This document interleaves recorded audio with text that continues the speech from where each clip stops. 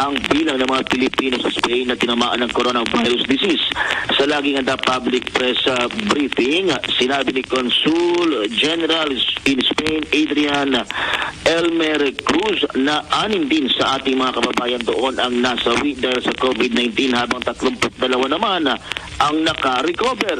Sa ngayon, patuloy ang pagbibigay ng ayuda ng gobyerno sa mga kababayan natin sa Spain.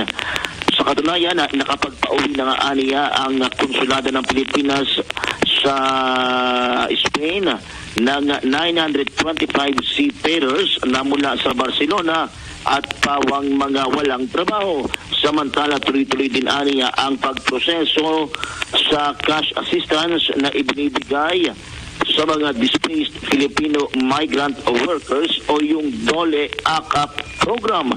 So matotal, nasa 225 na aplikasyon ang kanilang natanggap at 170 ang mula sa Spain, 42 sa France at 13 sa Portugal, at kapag kwalipikado ay agad nilang ibinibigay ang $200 na cash assistance. Ilan sa mga dahilan na ibinigay ni Consul General Cruz kung bakit hindi nabibigyan ng financial assistance ang ating mga kababayan ay una, natanggal ito sa trabaho na hindi related sa COVID-19 kung ito'y nakatatanggap naman ng tulong mula sa ating o sa kanyang employer, at kapag ito ay hindi aktibong miyembro ng tanggapan ng OWA. Ito si Patrol 17 Chopin Pileño nag-uulat para sa impilang may torong lakas, DWIZ. Report ng OFW dumating sa Clark Airport, mabilis na i-quarantine. Patrol 45, Raul Espera sa Mindanao na balita. Yes, Raul. Mabilis na i-quarantine ng Clark International Airport ang mga OFWs na galing sa Dubai na dumating sa nasabing paliparan na pag-alaman. Buhat kay Tante Pasanta, ang isa sa mga opisyal ng Clark International Airport, ng mga OFW na gumating sa Dubai ay sakay ng isang commercial flight na dumaan sa Clark Airport, at sa loob lamang ng 48 oras o 2 araw ay agad silang na-release sa kanilang quarantine matapos na lumabas na negatibo sila sa rapid test at naibigay agad ang kanilang certificate na buhat sa Bureau of Quarantine para magamit sa kanilang pag-uwi sa kanilang mga probinsya. Ipinahayag ni Dante Basanta na dahil sa mabilis nilang pakikipag-ugnayan sa iba't ibang ahensya ng pamahalaan ay naging mabilis ang pagka-quarantine ng mga OFW na dumating galing sa Dubai sa Clark International Airport, kung kaya't umani ng papuri ang Clark International Airport sa kanilang maagap na ginawa at hindi na pinahirapan ang mga OFW. Raul para sa Patrol 45, nag-uusap na may todo lakas DWIC. Sa kaugnay paningulat, patuloy na nadaragdagan naman ang bilang ng mga healthcare workers sa bansa na nagpo-positibo sa COVID-19. Batay sa pinakahuling datos ng Department of Health, umakit na sa 2,736 ang medical workers na nahawahan ng sakit. Mula sa kabuang bilang, 1,115 rito ang aktibong kaso, kung saan 124 naman ang asymptomatic, 790 po ang mild cases, habang isa naman ang nasa malubhang kondisyon. Bukod dito, nasa 347 ang mga non-medical staff na nagtatrabaho sa mga ospital na tinamaan ng COVID-19. 1,589 naman ang health workers na gumaling, habang nananatili sa 32 ang namatay. Nagdagan naman ng 7 pa ang bilang ng mga polis na nagpositibo sa COVID-19. Bala sa pinakulintala ng PNP o Philippine National Police Health Service, umakyat na sa 334 na kumpirmadong kaso sa kanay ng pambansang pulisya. 711 naman ang mga polis na itinutuloy ng probable case, habang nanatili naman sa 736 ang suspected cases. Samantala, umabot naman sa 200 ang mga polis na nakarecover sa sakit, habang nasa 5 naman ang bilang ng mga namatay. Patuloy pa ang ating mga malalaking balita. Patalastas muna, Philippine Standard Time, alas 7:16:25 segundos. IZ Balita Nationwide.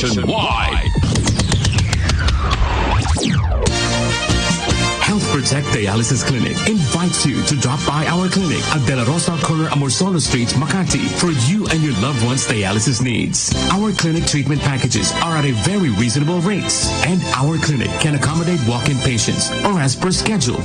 We cater HMO card holders, PhilHealth members, and PCSO beneficiaries. We value life. We care. For more details, please check our website www.healthprotect.com.ph, or you may email us and call for reservations at reno@healthprotect.com.ph 0922-321-0566.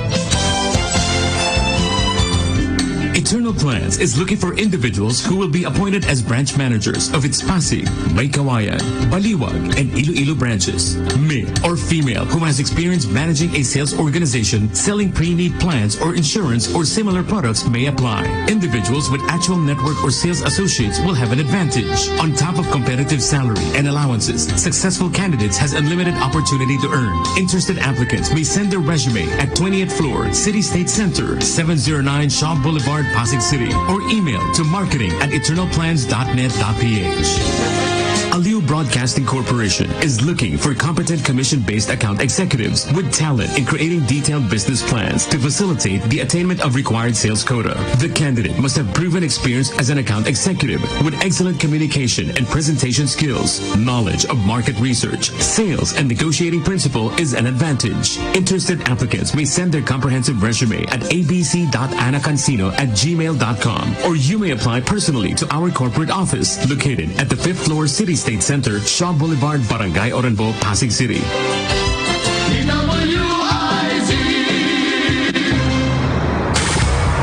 IZ Balita Nationwide. Alas 18:40 segundos sa tuloy-tuloy nating mga ulat pagsunod ng mga butika hinggil sa executive order para sa murang gamot, pinapurihan. Detalye ng balitang yan mula kay Patrol 9, J. Mark Nagala. Hinimok ng grupong Laban Consumer ang publiko na mag-demand sa mga butika para sa mas mababang presyo ng mga gamot. Ito ayon kay Laban Consumer Incorporated Convener Attorney Victorio Mario de Magiba, ay kasunod na rin ang pagpapatupad ng murang gamot policy salig sa inilabas sa Executive Order 104 ng Parasyo ng Malacanang. Ayon kay Dimagiba, kailangan sundin ng mga butika na sabing kautusan, lalo't malaki anya may tutulong nito para sa mga may sakit ngayong panahon ng pandemya. Saklaw ng Executive Order number 4 ang pagpapababa sa mga gamot, partikular na sa mga maintenance sa medicine, sa puso, sa kidney at iba pa mga karamdaman na araw-araw na kinakailangan ng ating mga kababayang may iniindang sakit. Kahapon nag-ikot si Dimagiba sa malalaking butika sa bahagi ng Fairview, Quezon City, kung saan marami ang sumusunod sa kautusan sa pamamagitan ng pagpapaskil ng kopya ng EO, habang ang iba naman ay tila nakalimutan ito. Kasunod yan, hinikayat ni Dimagiba ang publiko na agad ipagbigay alam sa kanila ang mga butikang hindi sumusunod sa mga panuntunan sa pamamagitan ng email. Ang email ay fda@fda.gov.ph o di kaya naman ay sa labanconsumer@gmail.com. Patrol 9, J. Mark Tagala, nagulat sa pinametodo na CAS, DWIC. Tuloy-tuloy naman ang pagbibigay ng gobyerno ng cash aid at iba pang tulong sa mga apektado ng COVID-19. Kahit matapos na mag-expire ang special power na ibinigay ng Kongreso sa Pangulong Rodrigo Duterte para tugunan nga ang nasabing pandemya. Binigyan din ito ni Presidential Spokesman Harry Roque, kaya't hindi dapat maging usapin ang expiration ng Bayanihan to Heal as One Act. Sinabi ng Malacanang na ang 3 buwang effectivity ng nasabing batas ay matatapos sa June 25, subalit iginigit ng mga senador na ang ibinigay na special power sa Pangulo para tugunan ng national emergency ay nag-expire o natapos na kasunod pa ng pag-adjourn ng Kongreso noong nakalipas na Hunyo 5. At samantala tumaas sa bilang ng mga Pilipino na nangailangan ng mental health counseling sa gitna ng pag-ira ng lockdown bunsod ng COVID-19 pandemic. Ay kay Dr. Bernard Argamosa, isang psychiatrist sa National Center for Mental Health, naglalaro sa 953 na tao kada buwan mula March hanggang May ang natatanggap ng kanilang crisis hotline. Higit na mataas ito kumpara sa 4 kada buwan mula noong May 2019 hanggang February 2020. Sinabi ni Argamosa na nakatanggap din sila ng 45 suicide-related calls kada buwan. At karamihan naman sa mga tumatawag ay dahil sa narasang anxiety. At karamihan na paalala sa Argamosa na mahalaga na mapanatili ang magandang kondisyon ng ating mga pag-iisip, lalo na sa panahon ngayon kung saan may kinakaharap na pandemya. Samantala, nagpositibo naman sa COVID-19 ang dalawang kawani o empleyado ng Kamara de Representantes. Ayon kay Secretary General Jose Luis Montales, ang dalawang bagong COVID-19 patients ay mag-asawa na nagtatrabaho sa printing office ng Kongreso, habang isa naman ay mula sa Engineering Department. Anong opisyal, huling nag-report ang dalawa sa kanilang trabaho noong Mayo 28. Tiniyak naman ni Montales, inoobserba na ngayon sa mga nakasalamuha ng dalawang Congress employees na nagpositibo sa sakit. Bago nito, isa naman ang namatay sa printing office sa Kongreso noong March dahil sa COVID-19, habang mayroon pang dalawa na kumpirmadong nahawahan rin ng naturang virus. Malasakit Recovery Center sa Cebu para sa mga polis na tinatamaan ng coronavirus disease or COVID-19. Ito ang announcement ng Office of the Presidential Assistant for the Visayas, kung saan tututukan sa turong pasilidad ang monitoring sa lagay ng kalusugan ng mga polis na may virus. Ay kay OPAB Assistant Secretary John G. Gonzales, sa Recovery Center habang kasalukuyan naka-isolate ang 34 na polis nagpositibo sa COVID-19 habang ginagampanan ang tungkulin sa checkpoint at mga kinasang drug bypass operation. Asymptomatic niya ang lahat ng pulis na ngayon sa Recovery Center. Bumubuo na ang isang grupo ng mga scientists at engineers sa bansa ng mas maliit at mas murang PCR machine para sa COVID-19 test. Paliwanag ng Department of Science and Technology, kahit kasi matagumpay na ang ginagamit na diagnostic test sa bansa, maaari pa rin kulangin ng qPCR o Quantitative Polymerase Chain Reactions. Ang mga eksperto, oras na makagawa ng proof of concept ang dalawang devices, ay dadaan agad ito sa validation at verification upang matiyak ang pagiging matibay nito. Sinusuportahan naman ng PCHRD o Philippine Council for Health Research and Development ang multidisciplinary team ng biologists, clinician at engineers sa pagbuo ng mas maliit at murang PCR machine na tinatawag na MIPCR o Micro-PCR at LFD o Lateral Flow Diagnostic System. Ito ay para sa expanded near point of care testing para sa COVID-19. Bigyan na ng tig-1 milyon piso ang pamilya ng 26 na healthcare workers na namatay dahil sa COVID-19. Ayon kay Health Secretary Maria Rosario Vergeire, sa natitira pang 6 pamilya na kataktabigyan pa ng 1 milyon piso, 4 pa nag-ayos ng kanilang mga dokumento. Samantala sa labas ng bansa niya ang 2 pang pamilya, bagamat kinakausap nila ang mga kuhanak na ito sa bansa na maaari tumanggap ng tseke para sa mga ito. Sinabi pa ni Vergeire na sa punaman mula sa paunang listahan ng 42 healthcare workers na kinusider na severe COVID-19 cases ang nakatanggap na ng tig-100,000 pisong ayuda. Unang tinakda ng Pangulong Duterte sa June 9 o ngayong araw nito ang deadline sa pamahagi ng death at sickness benefits para sa mga healthcare workers na apektuhan ng COVID-19. Nangako naman ang Department of Labor and Employment na hindi mapababayaan ang mga media workers na naapektuhan ang hanap buhay dahil sa COVID-19 pandemic. Ito'y matapos ilapit ni Presidential Communications Operations Office Secretary Martin Andanar kay Labor Secretary Silvestre Belli III ang sitwasyon ng mga manggagawa sa industriya ng media. Ani Secretary Andanar, may mga media worker na natanggal sa kanilang trabaho matapos mapilitang magbawas ng kawani ang ilang kumpanya. Sinabi naman ni Belli na may mga manggagawa sa media ang napabilang naman sa benepisaryo sa naunang ipinamahaging COVID Adjustment Measures Program o CAMP. Sa ngayon, inaantay na lang anya nila ang karagdagang pondo para sa CAMP na hiniling ng Department of Budget and Management. Sa oras na maipalabas ang ay tiyak na mapapasama at mabibigyan ng iba pang manggagawa ng media sa iba't ibang bahagi ng bansa na apektado ng kasalukuyang krisis. Umabot na sa 126 ang mga opisyal at kawani ng gobyerno na sinampan ng kaso ng PNP-CIDG na nasangkot sa anomalya sa pamamahagi sa Social Amelioration Program o SAP subsidy ng pamahalaan. At kabilang sa mga bagong kinasuhan ng CIDG, ang puno barangay, mga opisyal at health workers sa mga barangay Amparacao Norte, Gitset at Gusing sa Nagilan La Union, gayon din ang mga municipal social welfare officer. Gayon din sa hepe ng Municipal Social Welfare and Development Office, ang Barangay Kagawad at Barangay Health Workers sa Barangay Cogon, Balingasag, Misamis Oriental. Maharap ang mga ito sa kaso paglabag sa Anti-Graft and Corrupt Practices Act, paglabag sa Financial as One Act, yun din sa Code of Conduct and unethical standards para sa mga opisyal at empleyado ng pamahalaan.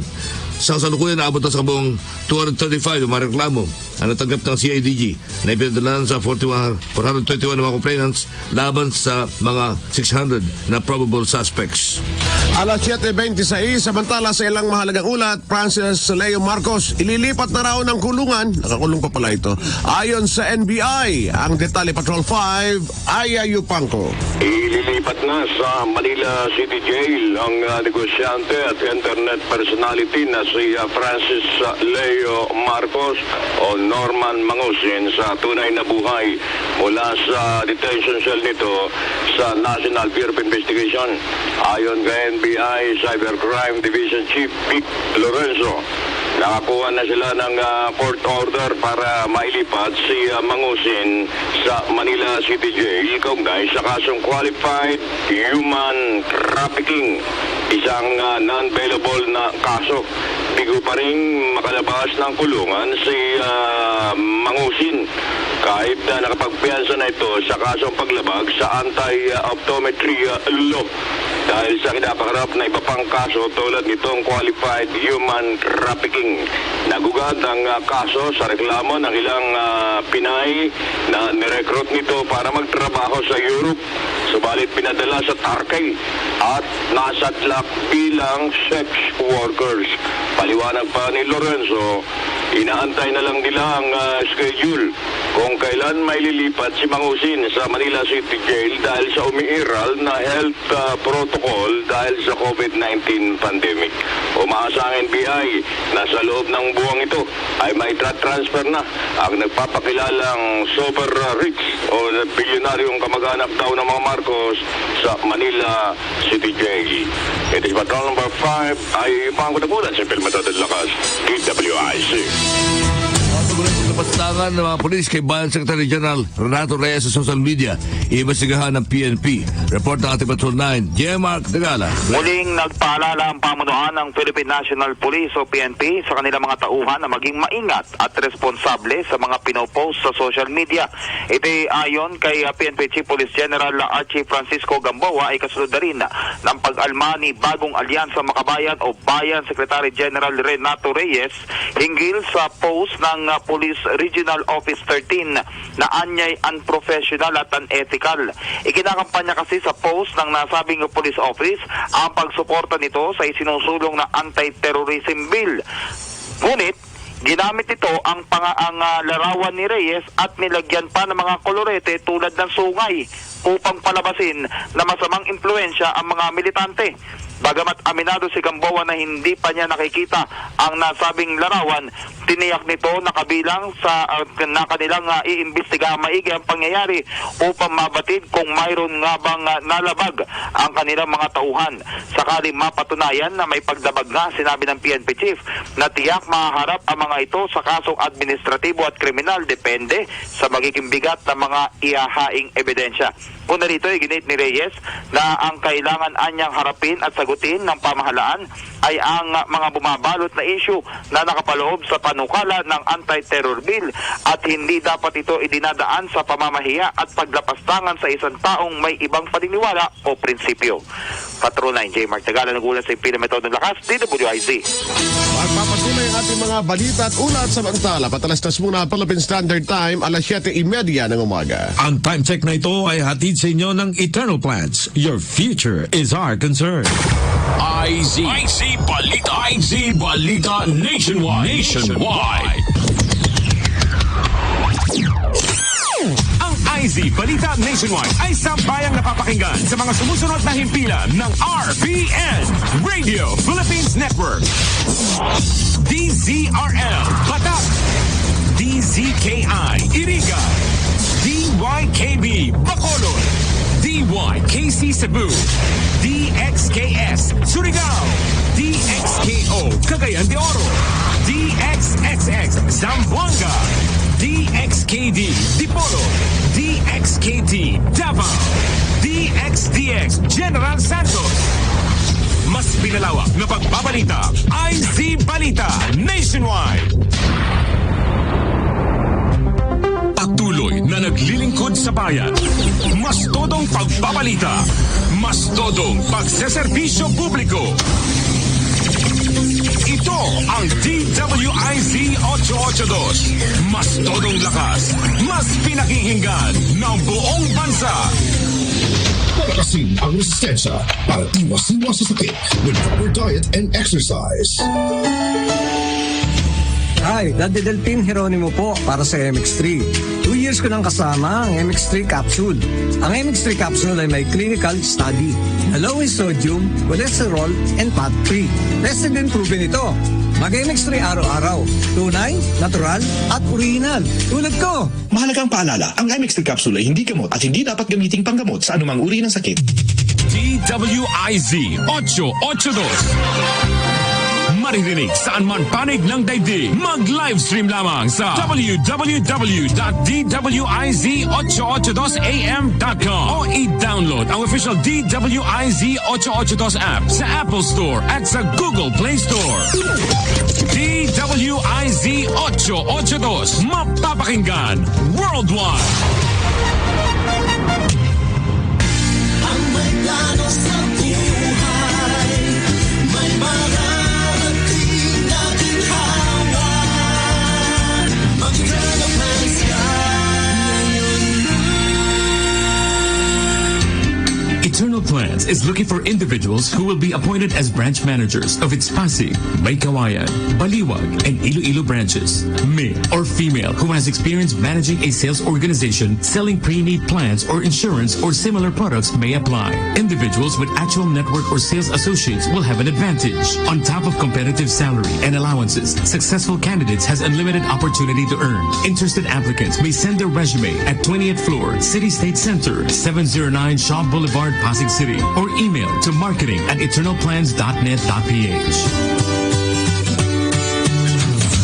Good deals happen only at Isuzu Gen Cars. Isuzu Gen Cars after sales quality service. Isuzu Gen Cars, expert mechanics to deal with your car problems. Isuzu Gen Cars, the trusted name for Isuzu car dealership. Isuzu Gen Cars dealership are Isuzu Makati, Isuzu Batangas, Isuzu San Pablo, Isuzu Legazpi, Isuzu Naga, Isuzu Batangas City, and Isuzu Santa Rosa. Gen Cars Incorporated, 40 years of sales and service excellence. Check out the all-new Isuzu MUX RC4E diesel engine to the nearest Isuzu Gen Cars dealership. For more details, visit and like our Facebook page to get the latest events and happenings. I-extend ng Philippine National Bank ang waiver ng transfer fees para sa InstaPay at PesoNet hanggang June 11, 2020. Layunin nitong hikayati ng mga customers na tangkilikin ang online at digital transactions. Sa new normal, pananatilihin ng PNB ang pangako na unang paglilingkuran ang mga customers. At PNB, you are first. Karambola nationwide na! Napapakinggan na sa iba't ibang bahagi ng bansa ang programang siksik sa matalino at makabuluhang talakayan sa 89.5 Home Radio Tacloban, 89.3 DWIZ Dagupan, 94.3 DWIZ Palawan, 106.7 Home Radio Cebu, 98.7 Home Radio News FM Davao, 92.3 Home Radio Legazpi, 93.5 Home Radio Cagayan de Oro, 98.3 Home Radio General Santos, 89.5 Home Radio Iloilo, at sa 95.1 Home Radio Naga. Pakinggan ang Karambola kasama ang mga host ng programa na sina Conrad Banal, Jonathan De La Cruz, Attorney Trixie Cruz Angeles, and RJ Nieto, aka Thinking Pinoy. Karambola nationwide na!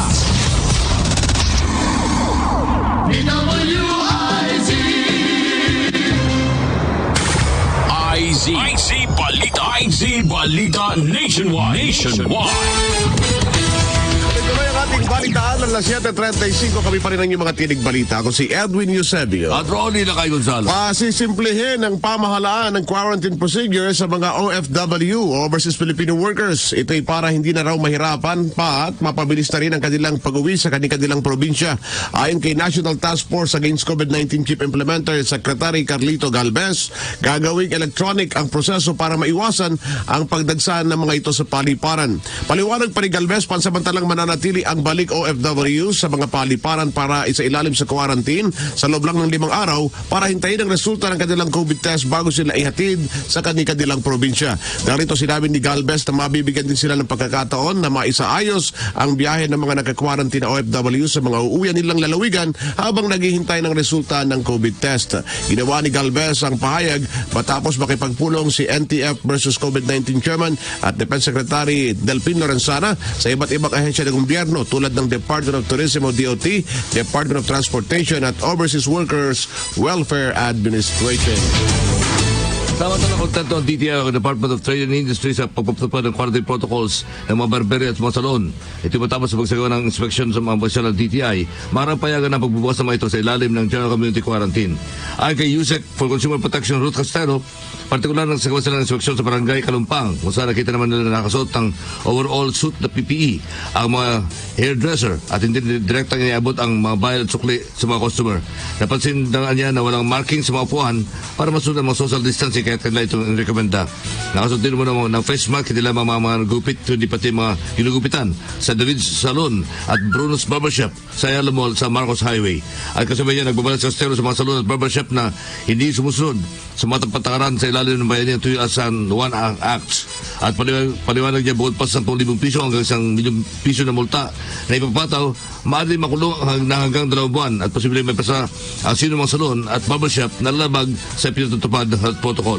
Sa abantala ng taas naman ng presyo ng serbisyo ng ilang salon ng 20 hanggang 50 pesos dahil na rin ito sa dagdag gastos sa dulot ng PPE at mga medical supplies na gamitin sa pag-disinfect ng mga barberia.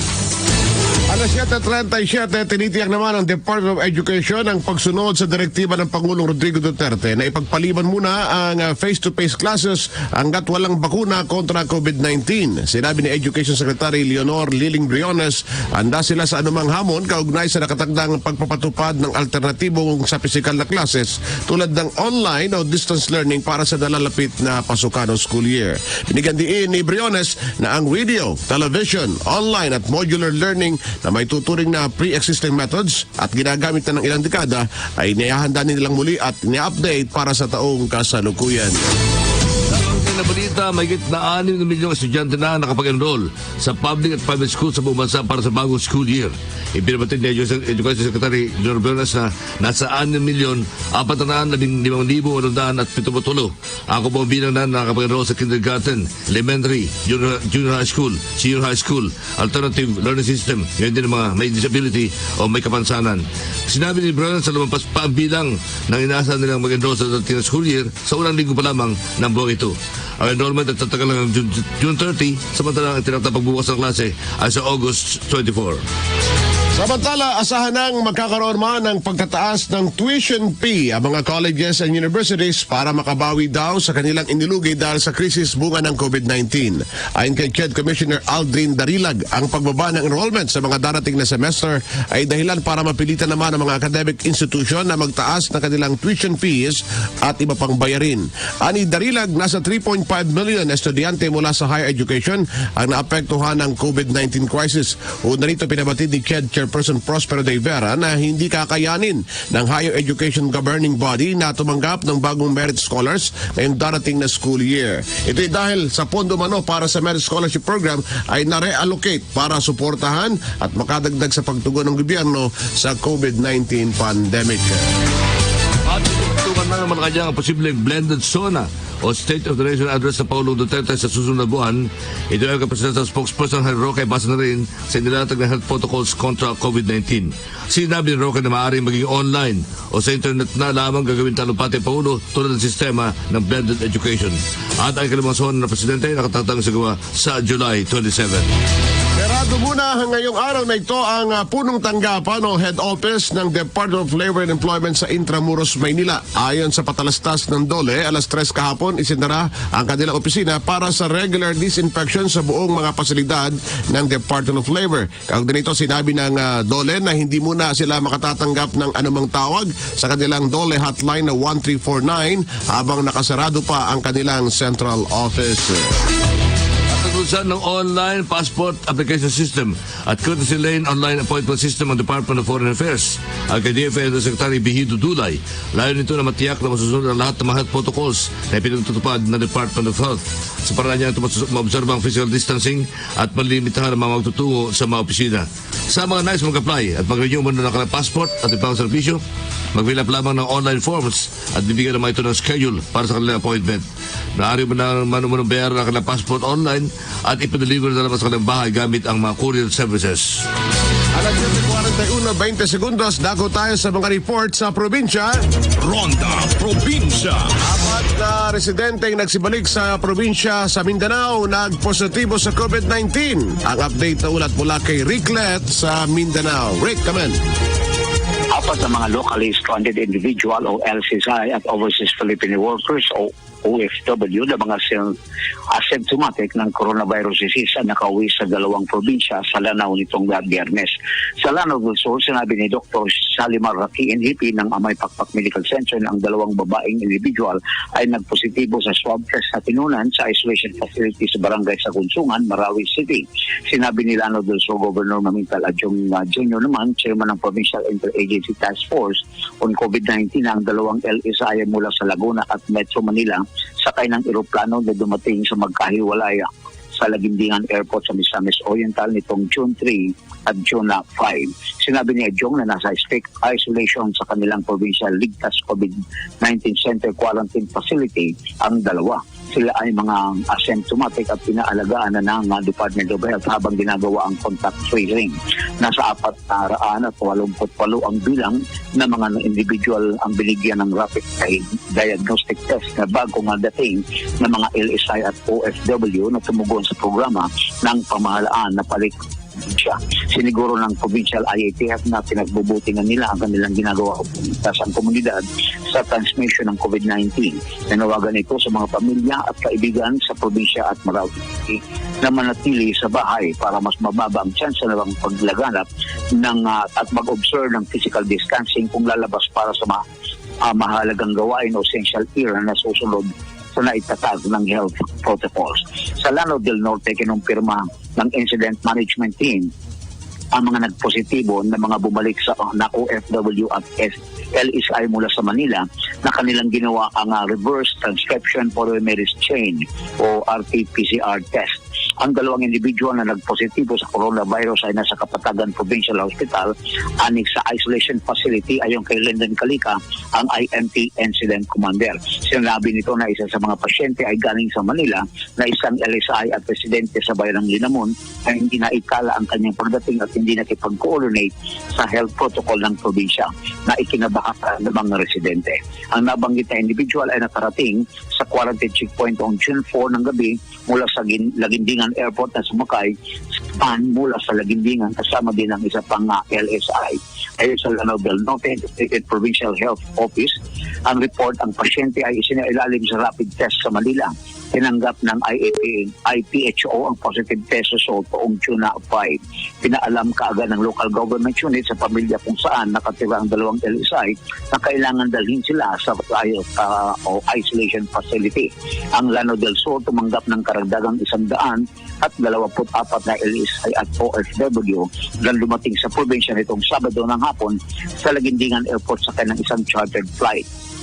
Ayon kay Sheila Ganda, in charge ng Sub-Task Force of Management sa LSI at OFW, na ang provincial government ng Lanao del Sur gumastos ng 1 million pesos sa pag-charge ng eroplano bilang bahagi ng Lanao del Sur Balik Probinsya program. Aabot sa 157 individual ang inaasahan ng IATF Lanao del Sur, kabilang na ang mga bata na uuwi base sa naitalang request ng mga residenteng babalik sa probinsya. Ayon kay Ganda, may 34 ang hindi nakita sa airport. Sinabi nito na baka hindi kumpleto ang mga papilis o hindi ito nakakuha ng travel authority. Sinabi pa ni Ganda na nasa 27 lamang ang nakasakay at ang iba ay naiwan sa Manila. Sinabi ni Asmudin na Abdullah naman ng 23 anyos na isa sa mga scholars sa dumating sa Saudi Arabia noong January umpisa ng first semester sa kanyang 4 na taong pag-aaral ng Arabic. Sinabi nito na sila ay 48 na tinulungan ng provincial government ng Lanao del Sur at National Commission on Muslim Filipinos na nakauwi. May 10 pang uuwi sa iba't ibang probinsya sa Luzon ayon kay Abdullah. Sila ay sinailalim sa quarantine sa loob ng 14 na araw sa Saudi Arabia bago sila pinayagan na makauwi sakay sa charter plane na maghahatid sa kanila sa Pilipinas. Mula rito sa Mindanao, ako si Rick nag-uulap para sa impilang may tutong lakas, DWIC. At libre pa mamasyal sa mga tourist sites. Inalok naman ng lalawigan ng Ilocos Norte. Report na ating kasama si Ronald Idol Domingo. Nagsimula na nabuksan ang ilang mga tourist sites dito sa Ilocos Norte para sa mga mamamayan ng lalawigan. Ayon kay Governor Macho Marcos Manotok, naisipan nilang libre muna ang pamamasyal sa mga nasabing lugar sa paniniwalang makakatulong ito sa pagbangon ng ekonomiya. Inihayag niya malaking oportunidad dito para sa mga kababayan upang mapasyalan ang mga magagandang tanawin sa Ilocos Norte. Kasabay nito, sinabi niya na ang pag-post sa social media sa mga lugar na pupuntahan ay makakatulong sa pagsusulong ng turismo dito sa Ilocos Norte. Idinagdag niya na pagkatapos ng ilang linggo pagpapatupad ng intertourism ay nasahang maisusunod ang interzonal movement o regional. Kaugnay nito, hinikayat ni Marcos o Manotok ang mga kababayan na hiyakatin ang mga malulusog na mamamayan na hindi nakawaan ng COVID-19 mula sa karatig lalawigan na pasyalan ang mga magagandang lugar dito sa Ilocos Norte. Ay nating pinaka-latest na balita mula dito sa Ilocos Norte. Ito si Patrol Ronald Idol Domingo, nag-uulat pa simpilang may tudong lakas, DWIC. Wala naman sa Pampanga, social distancing hindi nasusunod sa police station mismo sa Pampanga. Ang detalye mula kay Dione Gole. Dione, come in. Sa problema ngayon itong sa station, ito sa Pampanga, kung paano itong social distancing policy sa kanilang mga kitana. Ito ay dahil sa patuloy na pagtaas sa mga violators sa itinaiiral na community quarantine. Ito yung pag-amin ni Police Lieutenant Colonel Hendrik ang hepe ng Magalang Police Station sa katatapos na briefing sa Liga ng mga Barangay kaugnay sa bagong protocols ng EITF o IATF sa pagpapauwi nga nitong mga locally stranded individuals at OFW sa kanilang mga lugar na nasasakupan. Ayon dito kay Flores, dahil sa pinaigting at pinabigat pa na ordinansa ng Pampanga Provincial Government laban nga doon sa mga violators sa community quarantine ay siksikan ngayon itong mga nakapiit sa kanilang mga detention cell. Ayon dito kay Flores, kung dati ang mga lumalabag sa curfew hours at iba pang mga offenders ay kanila lamang isinasailalim sa community service sa pinapauwi. Ngayon ay pinatutuluyan na silang pinasasampahan ng kaso sa piskalya. Ayon pa sa opisyal, bago ipinalabas ang naturang ordinansa, sinabi nitong si Flores, mahigit sa 100 individual na karamihan ay mga minor de edad ang kanilang mga nahuhuli dahil sa curfew hours at walang suot na face mask habang nasa labas ng kanilang mga tahanan.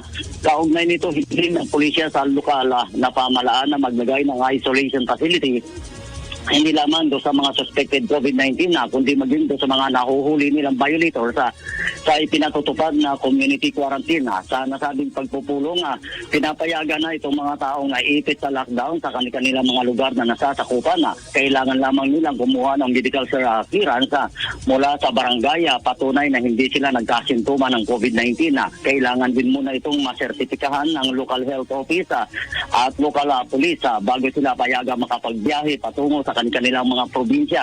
Inaatasan din itong mga lokal na pamahalaan na tanggapin ang mga umuuwing stranded na mga kababayan nila, maging itong mga umuuwing OFW sa kanilang mga lugar na nasasakupan basta't dumaan sila sa health protocols ng Department of Health. Dumalo rin sa nasabing pagpupulong sina Magalang Mayor Romulo Epecton, Municipal Administrator Lyndon Tunanan, Liga ng mga Barangay President June Marimla at itong si Municipal DILG Officer Mrs. Jacqueline Talyada.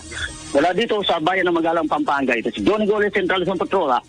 Nagulat sa impilang may tudo lakas, DWIC. Duda ang isang digital expert kung cloning o hacking ang nangyayaring pagdami ngayon ng duplicate accounts sa Facebook. Ayon kay Art Samaniego, technical news editor ng Manila Bulletin, maaaring isa rin uri ng bug na resulta ng ilang pagbabago kamakailan lamang ang sinagawa sa Facebook. Kumbinsido rin si Samaniego na wala itong kinalaman sa political issues tulad ng kampanya para ibasura ang anti-terror bill dahil kasama na ang mga naglipa na ngayong duplicate account ang FB page ng mga kilalang kakampi ng administrasyon. So, ibig sabihin nito, hindi lang ang mga taong against sa anti-terror bill ang naapektuhan ito. So, malawakang problema to. So, kung hacking man to, dapat natin isipin na yung mga hackers, hindi ka namimili kung ano ang relihiyon mo, ano ang political belief mo, ano ang gender mo. So, lahat tayo nito, pwedeng vulnerable pag hacking tong nangyayaring to. Inayuhan ni Samaniego mga gumagamit ng FB o Facebook na tiyakin na lamang na secured ang kanilang FB account. Ito yung pang makaiwas sa disgrasya kung sakali mang cloning nga o hacking ang nangyayari ngayon. So, unang natin gawin, i-secure dapat natin yung mga Facebook accounts natin. So, Okay. para ma-secure yan, kung sa privacy setting, Okay. may mga pwedeng gawin doon. So, halimbawa, two-factor authentication, nandun yun, mapipili mo. Saka pwede mo makita kung sino nakalog in sa account mo at i-log out mo yun kung hindi mo kilala yung mga yun. Ang tinig ni Art Samaniego, Tech News, the editor ng Manila Bulletin sa panayam ng DWIC. Philippine Standard Time, alas 7:51:30 segundos. IZ Balita Nationwide.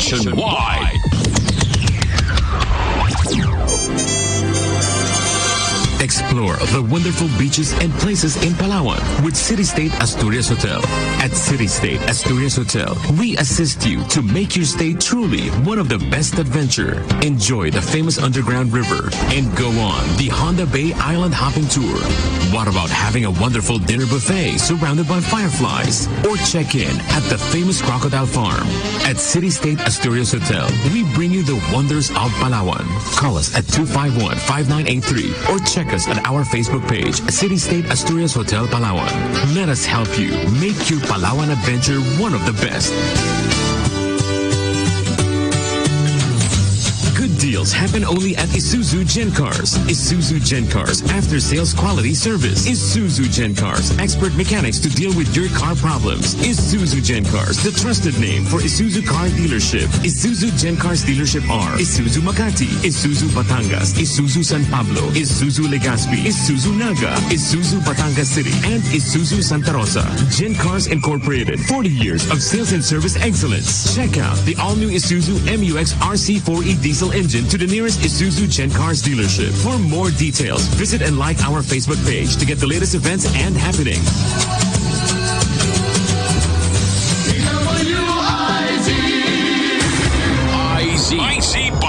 IZ Balita Nationwide. Balitang pangkalakalan. Umaray ang grupo ng mga auto loan dealers na sa mahigpit na bank requirements ngayon para sa mga auto loans. Ito ay sa pagsisimula ng kanilang pagbangon mula sa nawalang kita dahil sa halos 3 buwang lockdown bunsod ng COVID-19. Ayon kay PADA o Philippine Automotive Dealers Association President Willie Titen, walang kinikita ang kanilang miyembro noong umira ng enhanced community quarantine dahil sa pagsasara ng mga showroom. Sa ngayon naman anya, nahihirapan silang magbenta ng mga sasakyan dahil mas lalong naging mahigpit ang mga bangko sa pag-assess ng mga customer nito bago aprubahan ng auto loan. Dahil ito, nanawagan si Ten sa mga bangko na bahagyang luwagan naman ang pagdating sa pag-aproba ng mga auto loan. Aniya, kung hindi nila kasi pautangin ng mga buyer, wala rin silang magiging benta. Balitang pangkalusugan. Sa masarap, matamis at maasim niyang lasa. Ito ay ang sampalok na may scientific name na Tamarindus indica. Ito ay kalimitang ginagamit sa pagluluto, ginagawang candy at iba pa. Pero alam niyo bang ginagamit din ang sampalok bilang panlunas? Ayon sa mga researchers, may kakayahan ng sampalok na pawasan ang pamamagat sa katawan, pagandahin ang ating paningin, palakasin ang ating respiratory health, magpahilom ng mga sugat at mabisang panunaw. Maliban dito natuklasan din na mabuti sa kalusugan ng puso ang sampalok. Ito ay dahil sa taglay na fiber na may kakayang pababain ang blood pressure at cholesterol. Maliban dyan, mayaman din sa potassium ang sampalok na makatutulong din para mabawasan ang stress ng ating cardiovascular system. Balita sa labas ng bansa. Binigyan ng korte ng pagkakataong makapagpiyansa ang dating Minneapolis Police na inakusang pumatay sa black man na si George Floyd. Ayon kaya sa mga prosecutors, nagkakahalaga ng $1.25 million ang halaga ng piyansa para sa pansampang kalayaan ni Derek Chauvin. Naitakda ang nasabing halaga batay umano sa bigat ng kaso at pati na rin sa matinding pag-alma ng mga mamamayan doon. Si Chauvin ay naharap sa kasong second-degree murder at manslaughter habang ang tatlo pang arresting officers na kasama niya ay sinampa ng kasong aiding at abetting murder. Inuwanan ng New Zealand ang kanilang coronavirus restrictions matapos mawala ng may talang aktibong kaso sa bansa. Batid sa ulat, wala nang nadagdag na panibagong kaso ng COVID-19. Mahigit 2 linggo na ang nakalilipas. Ay kay Prime Minister Jacinda Ardern, ikinagalak niya ang nasabing balita. At dahil niya dito ay hindi na required ang pag-obserba sa social distancing, wala na limitasyon sa pagkaroon ng public gatherings o mass gatherings. Punta niya na tili pa rin sarado ang mga borders ito mula sa mga dayuhan. Updates at inside stories sa iba't ibang sports. Basketball, volleyball, football, billiards, boxing, motoring at iba pa. Ito ang Real Sport. Real Sports ni Anthony Suntay. SM Cinema brings you to the world of movies. Watch your favorite films and latest blockbusters in our digital cinemas with premium seats, phenomenal sounds, and breathtaking images. Head over to the nearest SM Cinema branch near you and see movies come to life. Buy your tickets at www.smcinema.com or download the SM Cinema app now. Isang well-known athlete ang nagpositibo sa COVID-19. Kung sino yan, nasa report ni Anthony Suntay. Anthony Gaben. Magandang umaga. Alam mo, Edwin, ito si Michaela Mayer ang tanggal na sa darating na card bukas ng sa MGM Grand Arena ng Top-Rank Boxing dahil nagpositibo nga siya. Alam mo, sabi nga niya, it came as a complete surprise. I'm currently asymptomatic and I'm now quarantining off-site. Ang nakakapagtaka, sabi niya, alam mo, buong lockdown, habang nag-i-ensayo siya, kasama na niya yung kanyang team members at lahat ng kanyang team members, may tested negative. Ang problema, sabi niya, gusto sana niya magpa-retest sana kasi minsan may mga tinatawag silang false positive. Ang problema lang, ang guidelines kasi na ginawa ng Top-Rank, sabi na basta mag-positibo ka, wala nang question, ilalabas ka na namin dito sa quarantine area at hindi ka na makakalaban. So unfortunately para sa kanya, tanggal na siya sa card. Yun sana, excited siya dahil sabi niya, gusto ko sana ibalik yung boxing na mag-upisa na nga bukas para sa Top-Rank. Pero unfortunately para sa kanya, she might have to wait. Pero alam mo, kung gumaling naman siya, sa darating na July, may isa pa namang card ng Top-Rank, baka maisingit naman siya ron. Naku, hindi pala siya makakasama ngayon. Malungkot sila kay, panyata sila kay. Alright. Thank you, Anthony. Okay, have a good day everybody. Para sa Real Sports, ito po, si Anthony Suntay. Noel Kabahon po, para sa Photon. Nagsasabing anumang biyahe ng buhay, basta't may kagapay, kayang-kaya. Maasahan, kahit saan pa mapunta, inaway dala, kinabukas ay masaya. Kasama mo ako'y mga ngarap, matayong nalilipad. Dahil lang maglakbay ng may kaagapay sa biyahe ng buhay ay kayang-kaya, kayang-kaya, kayang-kaya. Iba't ibang biyahe, iisang patutunguhan. Photon. Real Sports ni Anthony Suntay sa DWIZ 882.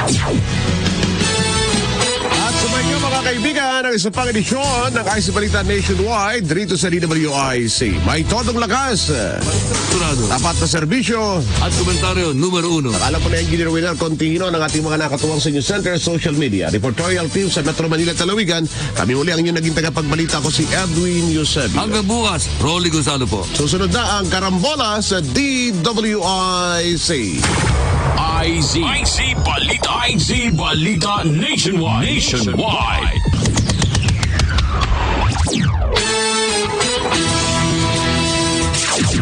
Sabayan at may kalayaan, sa pagbabalita may kapuluhan, tutong lakas kahit kailan.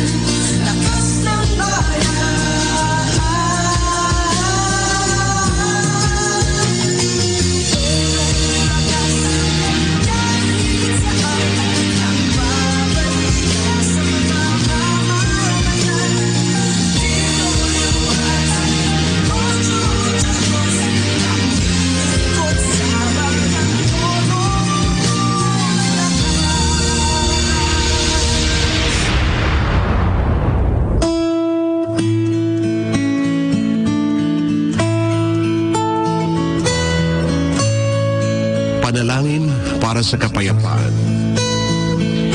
Ina ng lahat ng mga bansa, Panginoong Heso Kristo,